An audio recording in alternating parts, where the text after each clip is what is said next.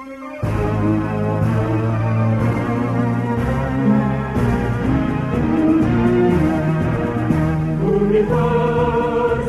Indonesia,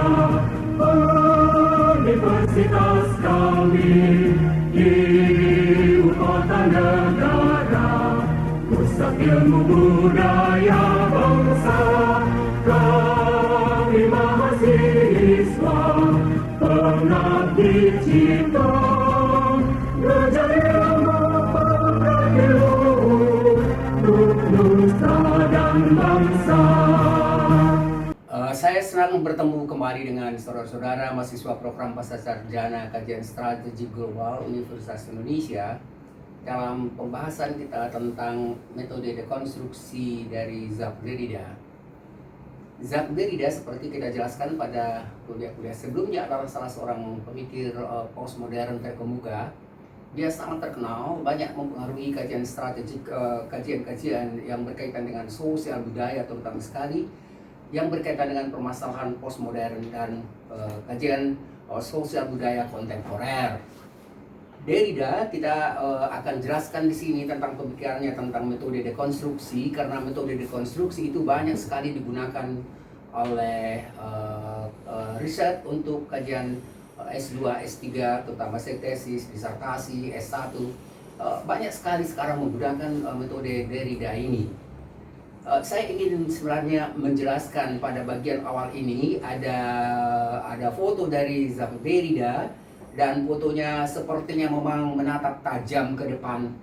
Jadi satu pandangan yang sebenarnya menunjukkan bagaimana sepertinya dia mau melihat kondisi sekarang dengan sangat sinis, dan kemudian sangat tajam untuk bisa melihat kondisi sekarang yang banyak sekali dia kritik sebenarnya tentang pemikiran modern dan pemikiran yang berkembang sekarang ini. Dan dia seorang tokoh sebenarnya, bukan hanya ilmuwan besar yang mengarang begitu banyak tulisan, sekitar 70 buku dan jurnal. Dan kemudian dia sangat dikenal sebagai salah seorang tokoh pergerakan, ya. Dia seorang pembela hak asasi manusia. Dia sering dianggap sebenarnya dia sering terlibat dalam gerakan-gerakan mahasiswa, dan kemudian dia adalah salah seorang anti rasisme yang terkenal. Ingat, Derrida sendiri adalah seorang ilmuwan Yahudi yang sering sekali merasakan sebenarnya betapa tidak enaknya itu dilecehkan oleh masyarakat karena perbedaan ras, ya.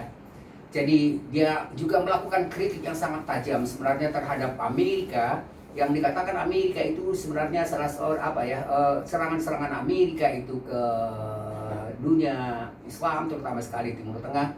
Dan dia mengatakan sebenarnya Amerika itu adalah terorisme negara yang jelas-jelas melakukan terorisme itu.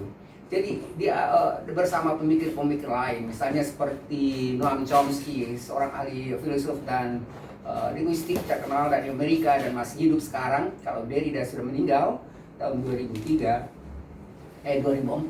Lalu kemudian misalnya selain Noam Chomsky, ada lagi misalnya pemikir Habermas, dan mereka sering sebenarnya melakukan dialog satu sama lain.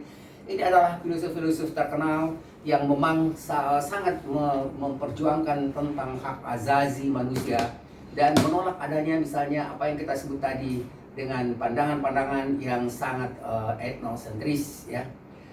Di bagian perkuliahan ini berikutnya sebenarnya ada pada gambar yang kedua itu saya jelaskan ada dekonstruksi dan kemudian berbagai macam istilah dekonstruksi di situ. Kemudian ada Islamofobia, kemudian ada juga gambar gereja yang sebenarnya sekarang kalau kita lihat masalah-masalah itu menjadi hal yang sangat sekarang banyak diperbincangkan antara berbagai macam kelompok pandangan, ya. Yang sering sekali mereka gunakan satu sama lain pandangan itu mendekonstruksi pandangan yang lainnya.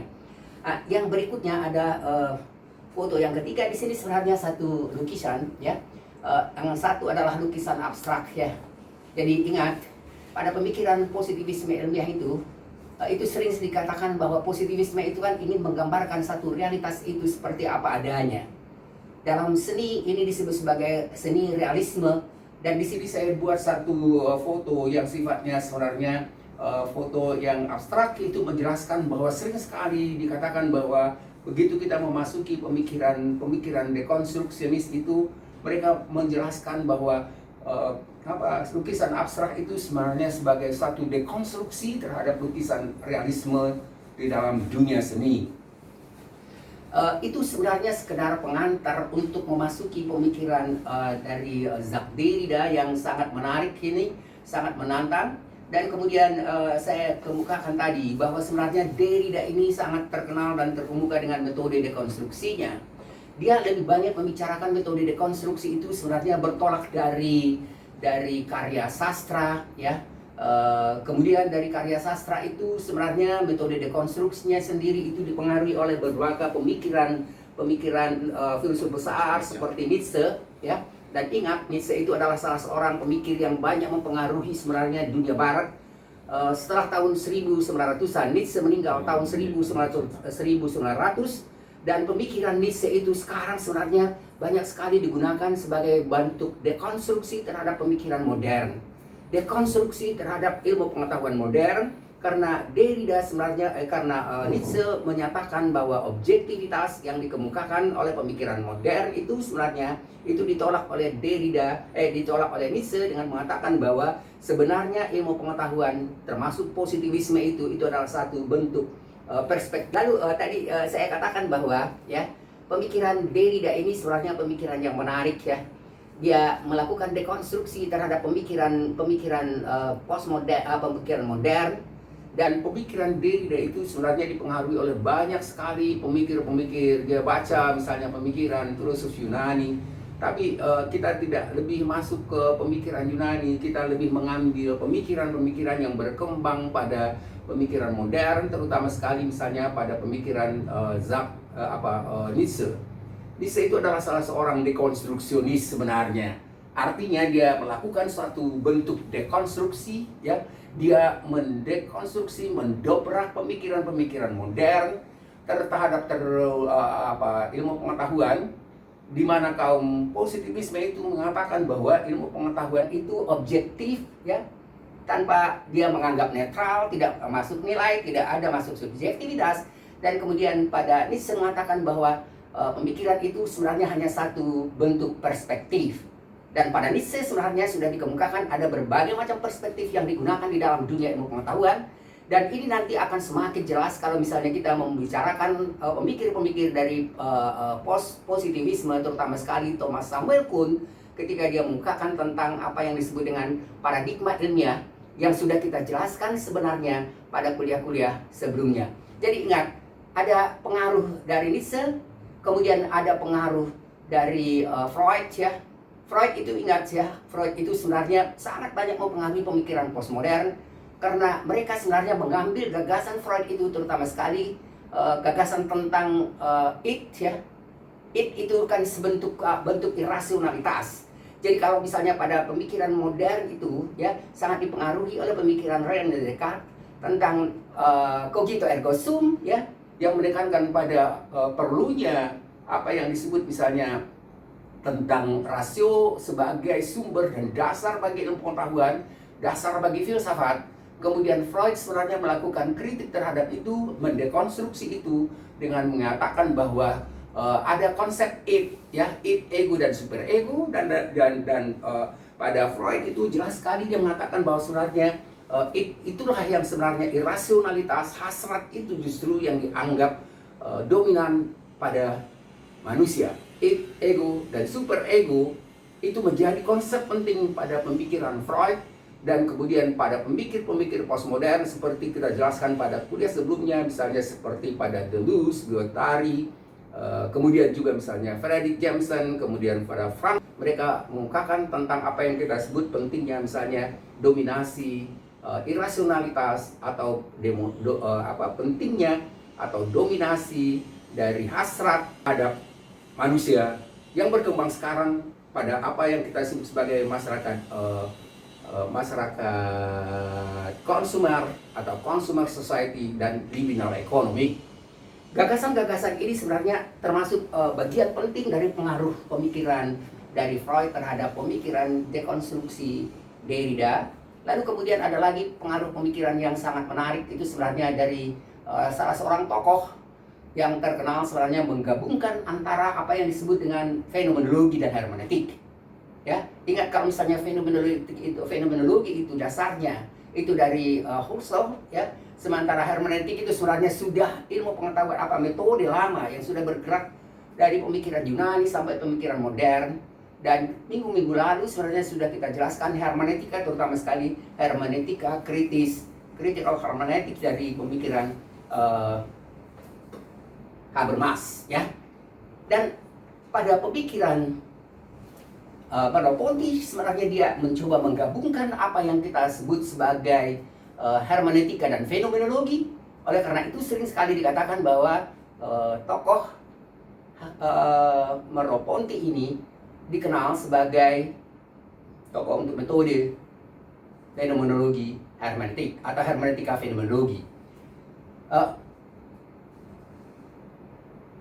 Heidegger, Merleau-Ponty itu sebenarnya banyak sekali digunakan pemikirannya ini oleh pemikir-pemikir yang berada pada pemikiran yang kita sebut mazhab humanistik, ya.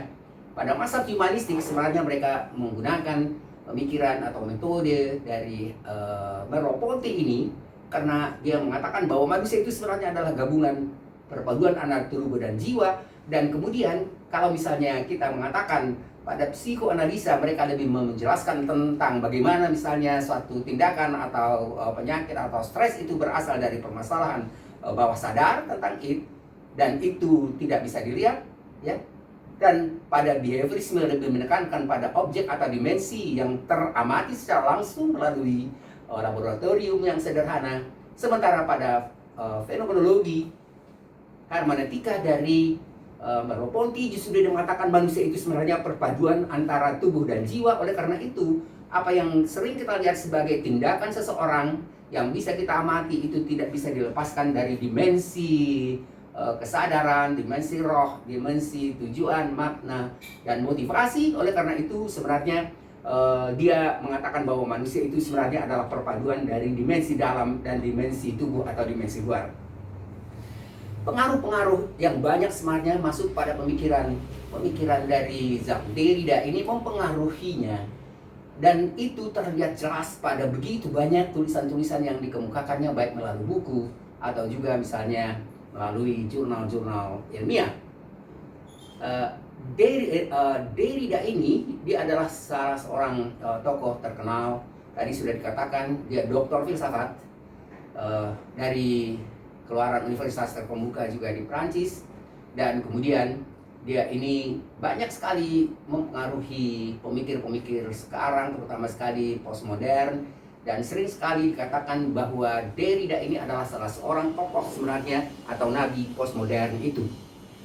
Saudara-saudara, kita sekarang sudah mulai sebenarnya, saya tidak akan menjelaskan ya jumlah buku yang hanya sebagian juga saya buat di dalam makalah, di dalam tulisan ini. Anda bisa baca sendiri tentang buku-buku itu, dan Anda bisa lengkapi dengan buku-buku lainnya atau tulisan lainnya, karena tidak mungkin kita jelaskan dalam kuliah yang singkat, dan kemudian kita lebih berfokus pada pemikiran apa yang kita sebut sebagai metode dekonstruksi.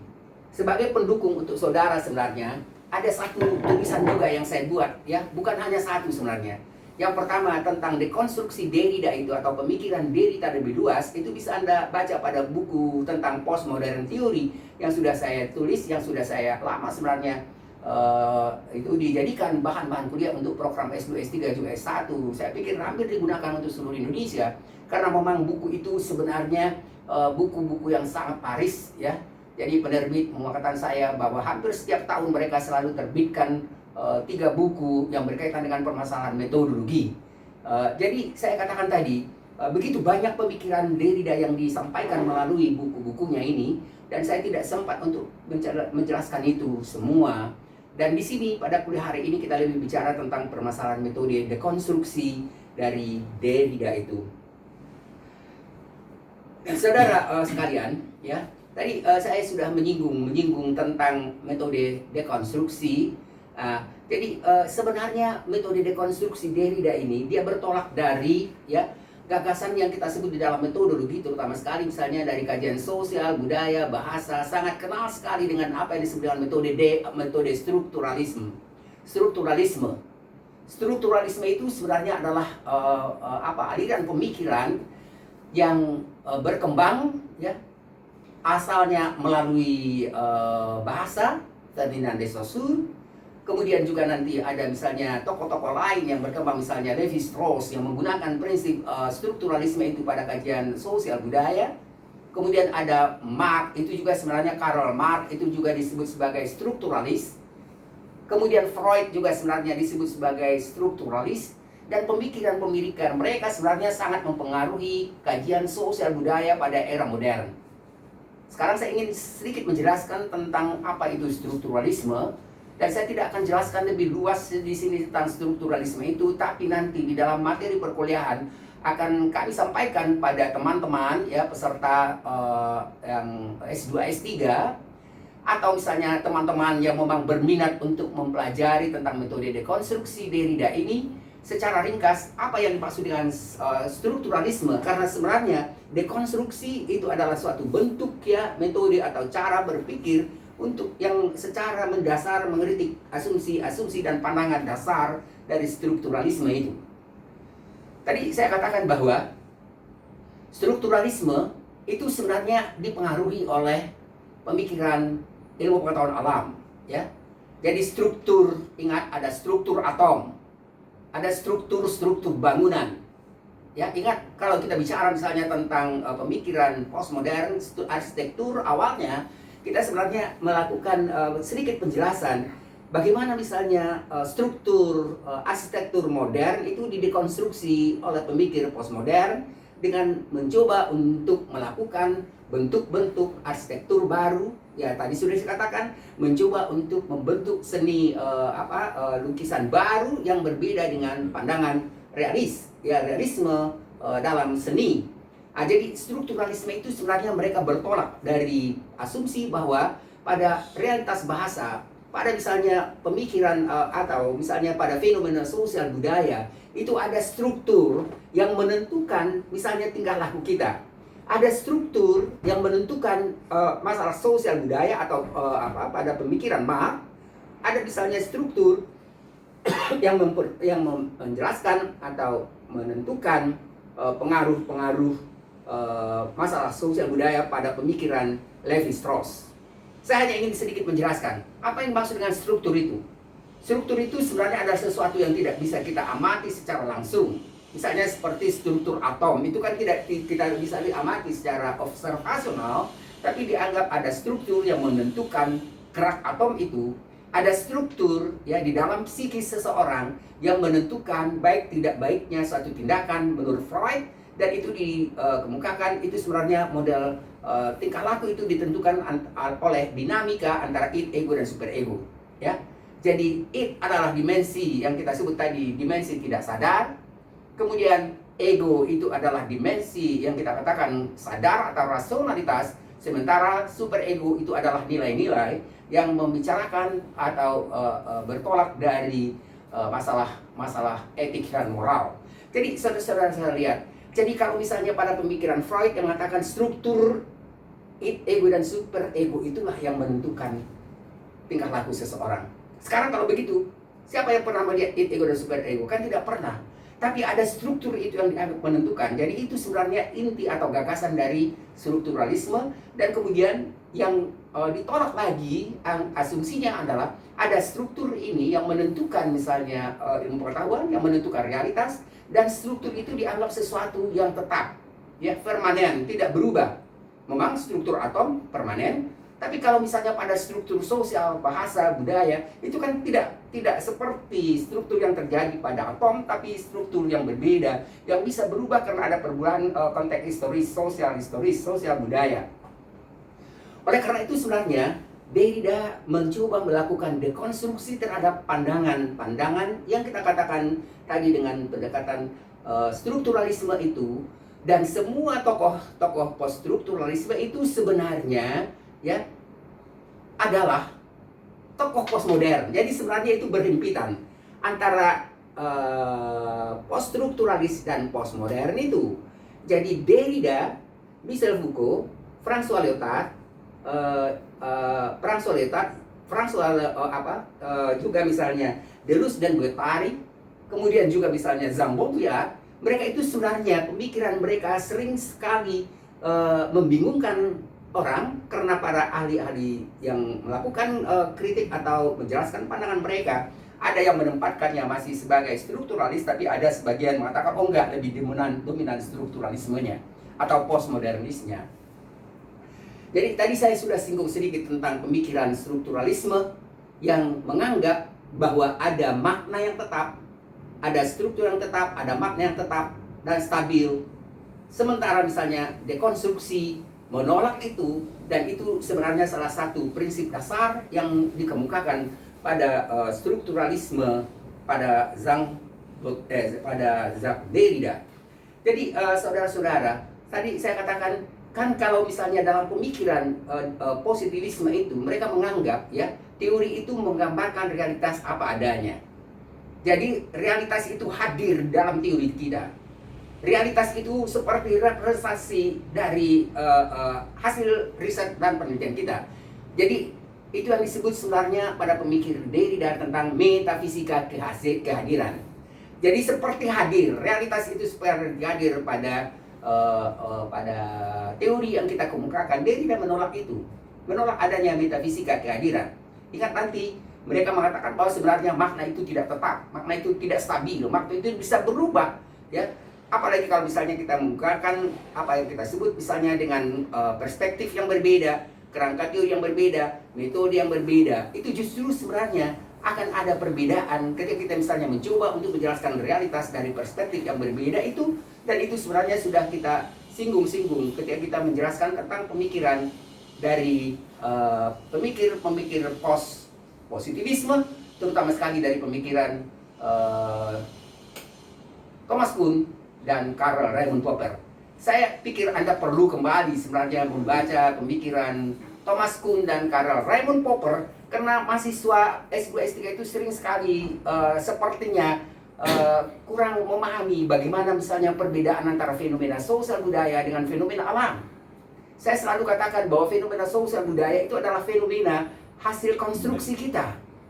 Tidak seperti alam, ya. Misalnya batu, tanah, karang, semuanya itu sudah ada sebelum ada kehadiran manusia di bumi. Jadi mereka sama sekali tidak hasil konstruksi. Sementara kalau misalnya kita bicara tentang uang, bicara tentang perkawinan, bicara tentang negara, bicara tentang undang-undang, bicara misalnya tentang pandangan tentang etnis dan ras, itu sebenarnya muncul belakangan. Bicara misalnya tentang virtual economic, bicara misalnya tentang apa yang kita tadi tentang masyarakat konsumer, bicara tentang libido ekonomi, itu sebenarnya semuanya itu adalah konstruksi. Makanya sering dikatakan paradigma konstruksi itu sebenarnya membedakan secara jelas, ya, ketika kita misalnya menggunakan analisis atau misalnya melakukan riset tentang fenomena alam dengan riset sosial budaya, karena riset sosial budaya itu selalu mengalami perubahan perkembangan dari satu era ke era lain, seperti kita jelaskan misalnya pada pemikiran postmodern terkenal juga seperti Michel Foucault. Jadi tadi saya sudah kemukakan salah satu prinsip ya yang terkenal itu misalnya penolakan tentang apa yang disebut dengan metafisika kehadiran, dan kemudian nanti Anda baca ada lagi yang disebut sebenarnya konsep difference, ya, perbedaan, penundaan dari pemikiran Jacques Derrida, yang intinya adalah kita sebenarnya harus menunda. Begitu kita misalnya membaca satu teks, ya, jangan langsung percaya akan makna itu, tunda dulu, ya. Atau ada istilah lagi sebenarnya yang sering dikenal dari Jacques Derrida tentang apa istilah dengan sous retors, artinya silang. Silang itu artinya tunda dulu. Coba nanti pikirkan, belajar yang lain. Karena mungkin saja makna yang sebelumnya kita anggap seperti A sebenarnya tidak seperti itu. Jadi konsep-konsep ini sebenarnya konsep yang dikemukakan oleh Derrida ketika dia mengungkapkan tentang apa yang disebut dengan metode dekonstruksi. Anda akan bisa lebih memahami sebenarnya metode dekonstruksi ini kalau membaca tentang dekonstruksi Derrida yang secara teoritis memang lebih banyak saya kemukakan pada buku Postmodern Teori Postmodern, Dan nanti akan bisa lagi disusul tentang satu makalah di luar kuliah ini yang mengungkapkan tentang metode dekonstruksi itu, dan makalah yang kedua bagaimana metode dekonstruksi itu diterapkan pada dunia hukum, ya. Itu saya pikir sangat bisa membantu Anda untuk bisa memahami antara bagaimana secara teoritis ya apa yang disebut dengan metode dekonstruksi itu dan bagaimana praksisnya dalam dunia hukum atau dunia kehidupan yang kita hadapi sekarang ini.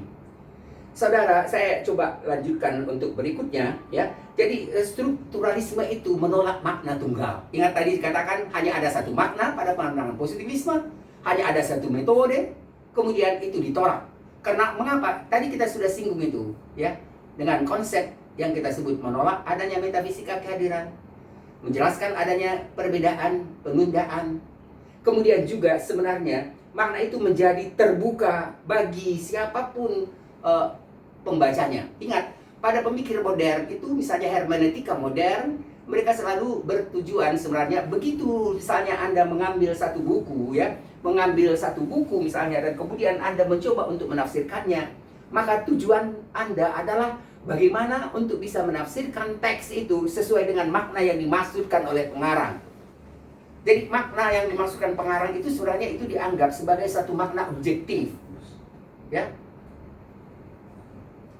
Jadi pemikiran Derrida ya menolak makna objektif itu karena dia mengungkapkan bahwa sebenarnya ada kemungkinan perbedaan. Jadi dia mengatakan ya menolak adanya makna objektif dalam teks karena makna itu sebenarnya bisa berkembang. Makna itu bisa berubah dari satu pandangan ahli yang luas wawasannya dengan seorang ahli yang sebenarnya katakanlah misalnya bukan ahli ya, atau misalnya masyarakat awam. Jadi oleh karena itu pada pemikiran Derrida sebenarnya dia lebih menekankan adanya makna yang terbuka. Ingat nanti ini istilahnya sangat penting di dalam karya-karya sekarang itu dengan kematian pengarang.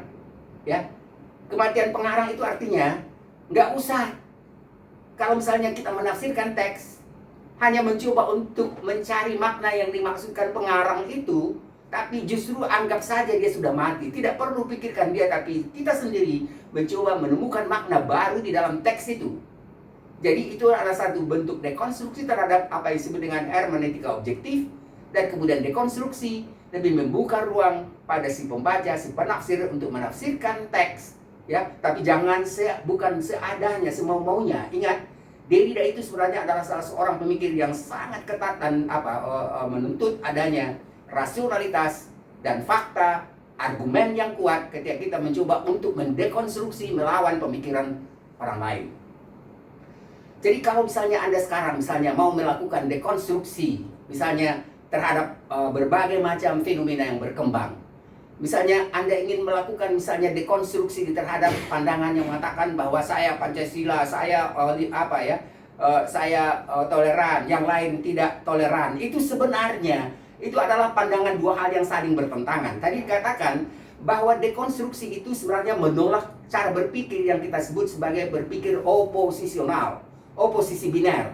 Ya, ingat, cara berpikir seperti ini sebenarnya kuat sekali pada pemikiran modern, ya. Paradigma modern dan kaum strukturalis, karena dia hanya menganggap satu yang benar, yang lain itu salah. Jadi kalau saya mengatakan saya Pancasila, itu berarti orang lain, ya, kelompok lain bukan Pancasilais. Kalau saya misalnya menyatakan saya pendukung NKRI, itu sebenarnya terkandung makna bahwa pihak lain, kelompok lain tidak NKRI, tidak toleran.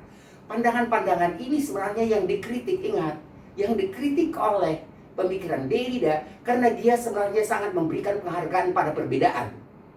Dalam bangsa kita sebenarnya juga di dalam undang-undang dasar di dalam ini itu sebenarnya menghargai pada perbedaan itu. Ingat prinsip penghargaan pada masyarakat kemanusiaan, ya, pri kemanusiaan. Kemudian prinsip-prinsip Bhinneka Tunggal Ika. Jadi kalau misalnya Anda mencoba melakukan misalnya kritik terhadap pandangan itu, yang paling tepat sebenarnya Anda menggunakan metode dekonstruksi, ya. Jadi metode dekonstruksi itu adalah metode yang paling baik untuk kita gunakan untuk misalnya melawan argumen yang kita anggap tidak benar. Tapi argumen-argumen itu nanti harus ada apa ada aturannya. Derrida sendiri sebenarnya tidak mengungkapkan aturan-aturan tentang metode dekonstruksi itu, dan saya coba menjelaskan ini secara bebas, sebenarnya tidak begitu terkait dengan bahan-bahan yang sudah saya buat. Tapi begini, metode dekonstruksi Derrida itu sebenarnya dia sampaikan waktu dia diminta atau mendapatkan penghargaan dari salah satu universitas, kalau tidak salah Cambridge ya, satu universitas di Amerika ya, dan kemudian dia mengungkapkan kritik-kritiknya terhadap strukturalisme dan pandangannya yang sekarang disebut sebagai poststrukturalisme dan postmodern. Tapi anehnya begitu dia selesai memberikan pidato itu, para wartawan datang mengerumuninya, lalu menanyakan apa sebenarnya yang Prof. Derrida maksudkan dengan metode dekonstruksi itu. Lalu mereka bilang, tolong jelaskan metode dekonstruksi itu secara singkat. Ya, anehnya Derrida langsung terkaget, dia tidak menduga akan ada pertanyaan seperti itu. Ya, dia mengatakan tidak usah menjelaskan tentang dekonstruksi itu secara singkat. Saya sendiri sebenarnya, dia bilang, tidak menginginkan ada metode dekonstruksi yang saya rumuskan, karena sebenarnya orang-orang lain juga bisa merumuskan metode dekonstruksi itu. Jadi ingat, sekarang di sini dia memberikan penghargaan sebenarnya pada perbedaan. Jadi metode dekonstruksi yang dia kemukakan itu tidak ada aturannya dari Derrida sendiri, dan kemudian nanti akan banyak dilakukan oleh pemikir-pemikir lain, seperti misalnya ada Barry Smart, ada misalnya McQuire, kemudian ada beberapa tokoh yang kemudian nanti akan saya coba jelaskan pada bagian-bagian berikutnya. Jadi tadi saya katakan ya, tentang riwayat hidup, mungkin Anda baca saja itu tadi, dan kemudian saya mengatakan misalnya ya, mengatakan doktrin filsafat yang sangat terkenal itu. Ya, tadi saya katakan dia pendukung perdamaian, ya. Lalu yang mengkritik keras serangan Amerika terhadap Timur Tengah, ya. Dia mengatakan Amerika itu sebenarnya negara teroris. Dan pandangan-pandangan seperti ini sebenarnya nanti dia pernah misalnya diminta bicara bersama dengan Habermas.